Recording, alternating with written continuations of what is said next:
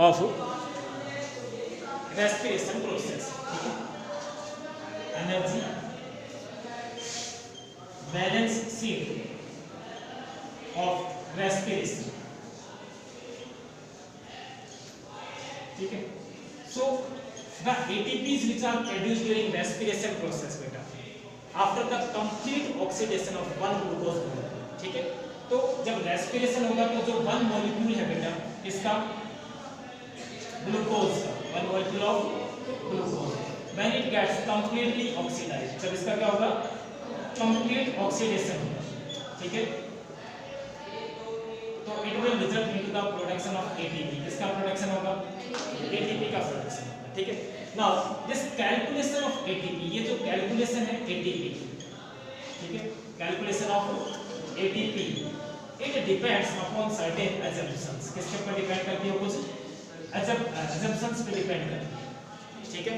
Clear? क्या बताया मैंने अभी तक कि जब हम टोटल ATP काउंट करते हैं रेस्पिरेशन प्रोसेस के दौरान, जब एक ग्लूकोज मॉलिक्यूल का कंप्लीट ऑक्सीडेशन होगा तब, तो ये चीज कुछ assumptions पे डिपेंड करेगी।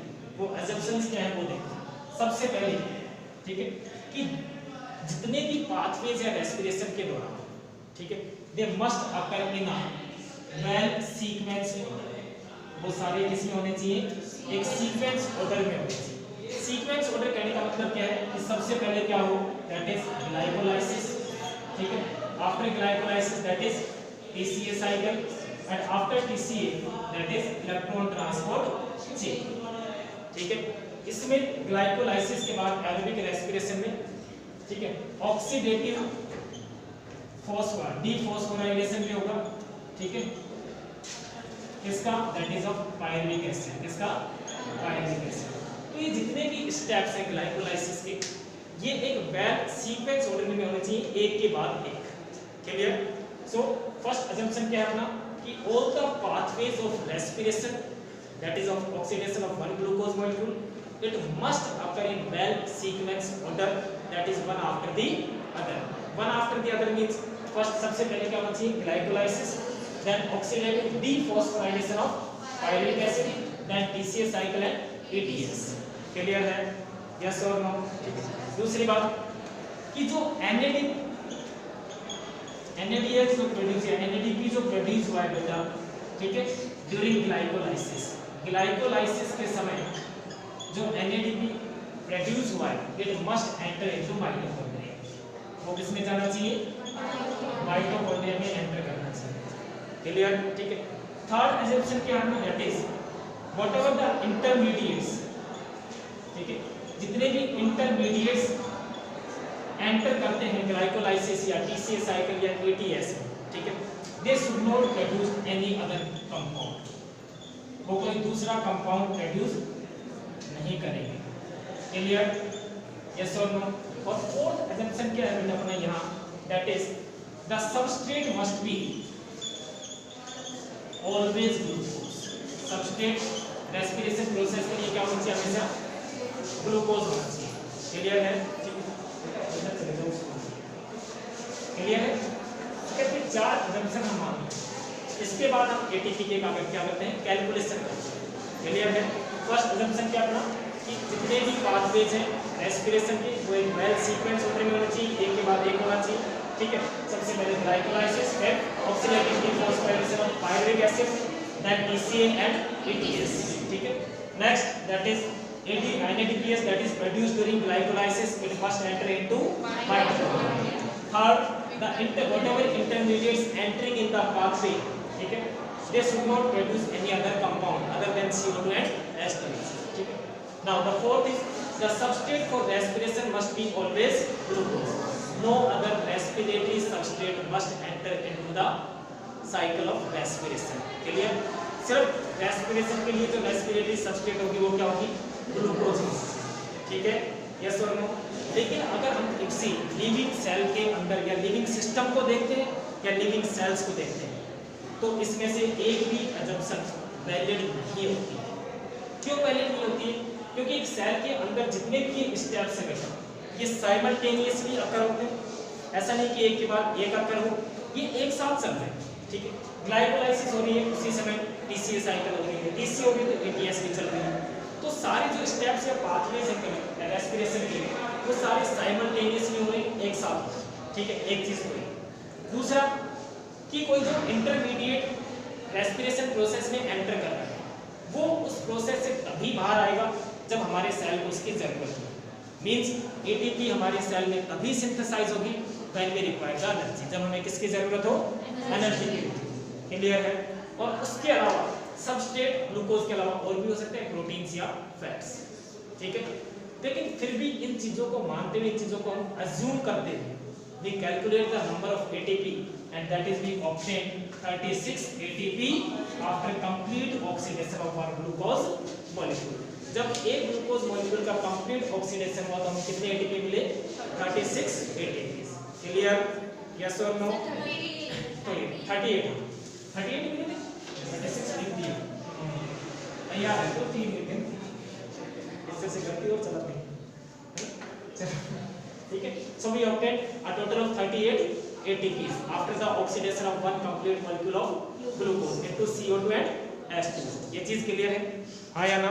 दोबारा देखो एक बार। So the difference between fermentation and this respiration process में क्या क्या डिफरेंसेस है कि जो फर्मेंटेशन है बेटा, ठीक है, it is partial breakdown of glucose. वो क्या है? पार्शियल या इनकम्प्लीट ब्रेकडाउन है किसका? ग्लूकोज का, ठीक है। whereas the respiration process involves the complete breakdown of glucose। respiration में क्या हुआ है? ग्लूकोज का कंप्लीट ब्रेकडाउन हुआ है किसमें? CO2 and H2।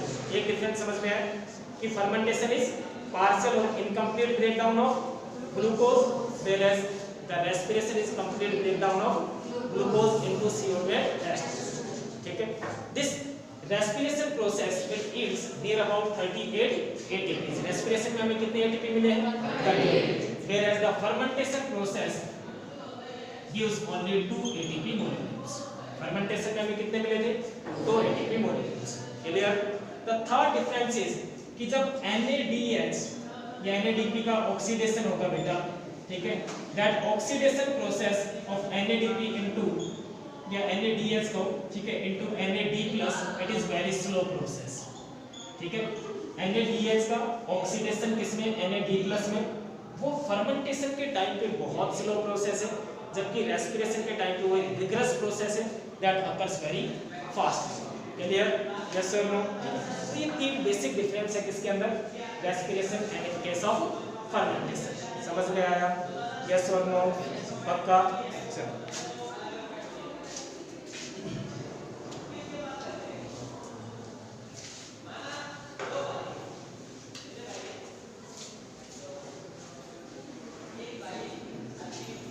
नेक्स्ट आता है that is respiration is an antibody pathway. Respiration क्या है हमारा?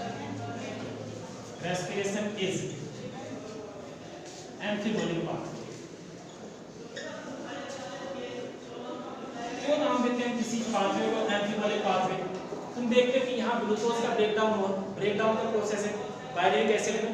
पायरुविक एसिड से एसिटाइल कोएंजाइम ए बना था।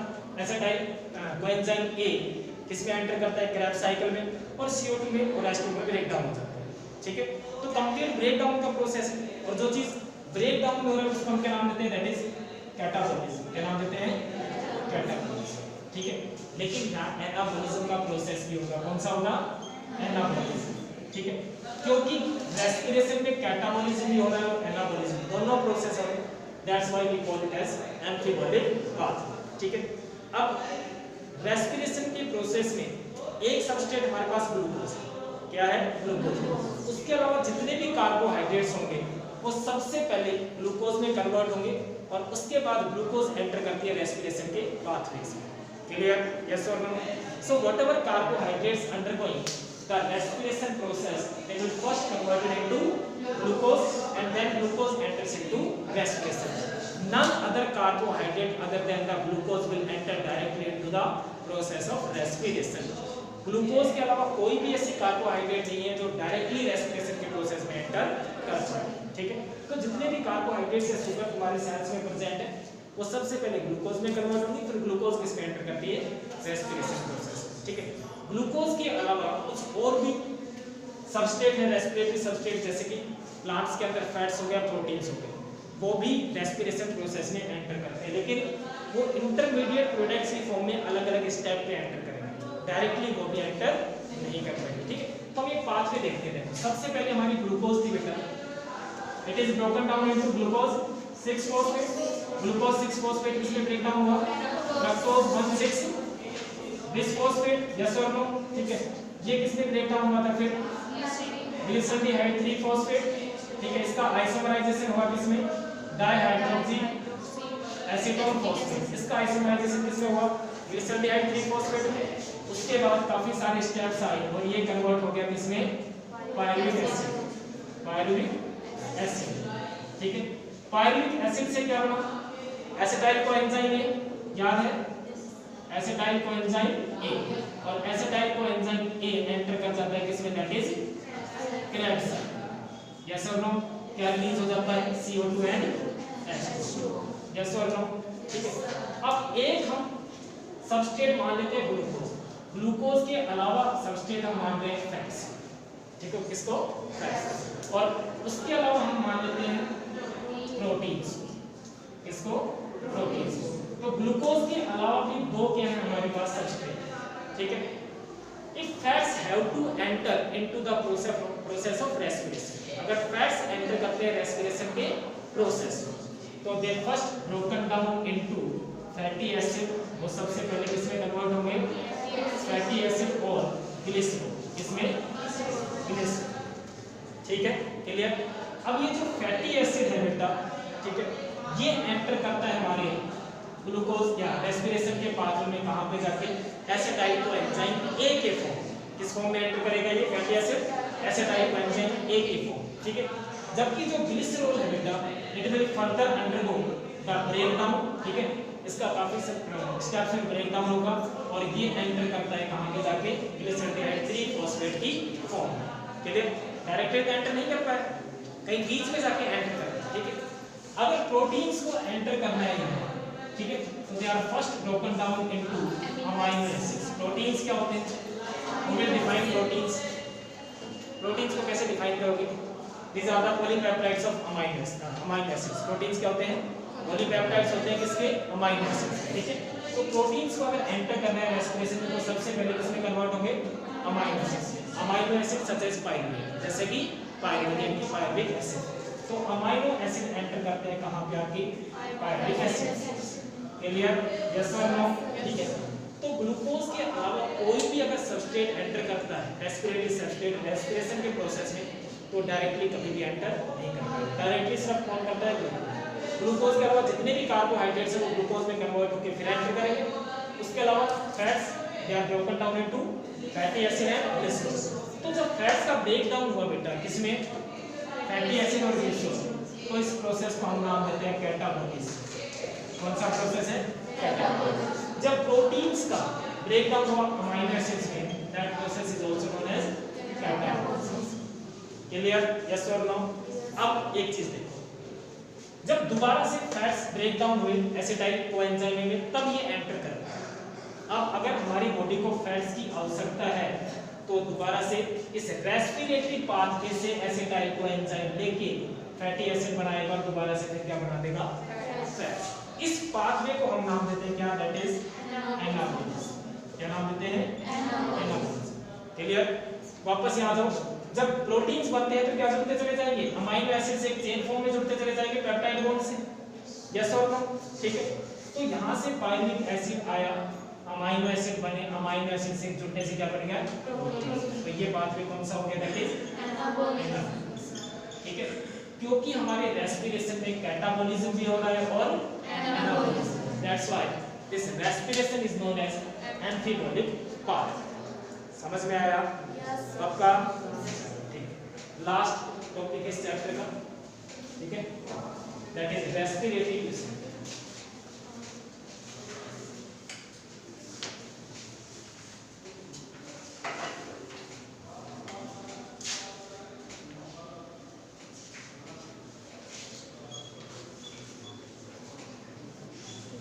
ठीक है, रेस्पिरेटरी सिस्टम।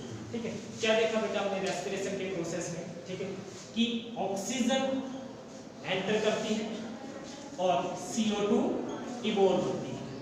ठीक है, ग्लूकोज के साथ ऑक्सीजन बाइंड करके ही तो ब्रेक डाउन हुआ था, ठीक है। So during respiration process the oxygen enters into the process and CO2 gets evolved. तो फिर रेस्पिरेटरी क्विसेंट क्या है, ठीक है। सो रेस्पिरेटरी क्विसेंट क्या होगा, that is the ratio of the volume of CO2 evolved, CO2 evolved, जितनी CO2 बाहर आई उसका रेशियो, ठीक है, to the ratio of the volume of O2 involved, ठीक है, कि जितनी ऑक्सीजन एंटर करती है प्रोसेस में, ठीक है। RQ क्या हो गया हमारा respiratory quiescent, that is the volume of CO2 इवोल्व्ड, that is the ratio of volume of CO2 evolved to the ratio of volume of O2 involved या entering into the process। इस चीज का जो रेशियो है उसी को हम क्या नाम देते हैं, दैट इज रेस्पिरेटरी क्विसेंट। किसके ऊपर डिपेंड करता है, this RQ during respiration it depends upon the type of substrate that enters into the process of respiration, ठीक है। कौन सा सबस्ट्रेट रेस्पिरेशन में एंटर होके ऑक्सीडाइज्ड हो रहा है, इसकी बेसिस के ऊपर हम डिसाइड करते हैं क्या, RQ। एग्जांपल देखो, व्हेन ग्लूकोज इज टेकन, यानी कि कार्बोहाइड्रेट को हम क्या ले रहे हैं एज अ सबस्ट्रेट, ग्लूकोज को हम क्या ले रहे हैं सबस्ट्रेट, और ग्लूकोज क्या है, कार्बोहाइड्रेट है, ठीक है। तो glucose that is C6H12O6 broken down with the help of 6 molecules of O2 results into the production of 6 CO2 plus 6 H2O plus energy, yes or no, yes sir, ठीक है। कितने हैं, 6 molecules of CO2 and 6 molecules of H2O। तो अगर हम carbohydrates को माने, ठीक है, कार्बोहाइड्रेट्स का अगर हमें RQ निकालना है बेटा, ठीक है, तो क्या आएगा, दैट इज 6 molecules of, कितने इवॉल्व हुए हैं, 6 molecules of CO2, कितने यूज हुए ऑक्सीजन, 6 molecules of O2, कितना आ गया हमारे पास, ठीक है। तो RQ of all the carbohydrates is clear है, यस और नो आपका, ठीक है। अगर हम किसी फैट्स का देखें, चलो फैट्स, ठीक है, तो हमें फैट दैट इज ट्राइपाल्मिटिन, कौन सा फैट है, ट्राइपाल्मिटिन। फॉर्मूला क्या है उसका ट्राइपाल्मिटिन का, दैट इज C58H, इधर फॉर्मूला देख के कंफर्म करो बेटा, H98 and O6, ये किसका फॉर्मूला है, 51, C51, ठीक है, H98 and O6, ठीक है। ये क्या है, ट्राइपाल्मिटिन है, फैट है। अगर हम ग्लूकोज की जगह किसको मान लें, इसी फैट को मान लें सबस्ट्रेट, तो क्या हमारे पास 2 मॉलिक्यूल्स हैं ट्राइपाल्मिटिन के, that is C51 H98 and O6, ठीक है। It binds with 145 molecules of oxygen, ठीक है, and it results into the synthesis of 102 molecules of CO2, clear, ठीक है। तो यहाँ फिर क्या चेंज हो जाएगा, दैट इज अगर फैट्स का हम RQ निकालते हैं, ठीक है, तो वो कितना जाएगा, दैट इज कितना है 102 एंड O2 कितना है 145, दैट इज हियर अबाउट 0.7, ठीक है। RQ कितना है हमारे फैट्स का 0.7, ठीक है। और अगर हम प्रोटीन्स को मान के चले बेटा, if proteins are taken as substrate, then the value of this RQ will be near about 0.9, वो कितनी आ जाएगी 0.9, क्लियर है, यस और नो। तो ये RQ की वैल्यू है कार्बोहाइड्रेट्स की 1 है, ठीक है, प्रोटीन्स की 0.9 है, and in case of fats it is 0.7, noted. यहाँ तुम्हारा चैप्टर क्या होता है,